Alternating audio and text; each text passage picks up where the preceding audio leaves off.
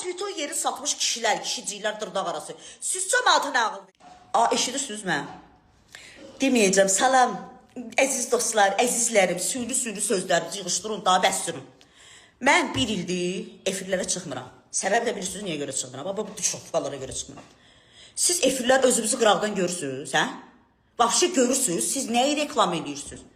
Biz əvvəl efirə çıxmaqdan ötürü bir verilişdə 3 aydan bir görünürdük. Ya təzə vaxtımızda efirə pul verərdik ki, biz efirə çıxaq, efirdə görünək. Mən də qısa giymişəm, demirəm ki, qısa giymişəm.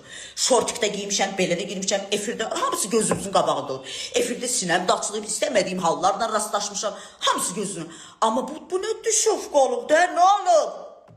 Dünən TikTokda biri bambını mahnı oxuyur, görməmiş kimi çıxardırsınız efirlərə, nə olub? Aparıcılar, hamınız səviyyəsizsiniz. Razısınız? Hə? Heç birimizin savadı yoxdur. Hamınızın savadı yoxdur, hamınız. Bu kişilikdən hamı çıxır barmaq sürkəliyirlər. Gör bizə barmaq sürkəliyir cəmaata. Kağılı verənlər, dərs keç. Bu Azərbaycanda kişi yoxdur ki, çıxıb cəmaata ağıllı məsləhətlər verirsiniz. Siz kimsiniz? Sən olsa satmışsan Svetoyevu, yoxdur. Fahişə, kimə gəldi fahişə deyirsiniz? Fahişə qadına yaraşır da, qadının adına oturan. Dədədən, babadan fahişə sözü qadının üstüne oturub.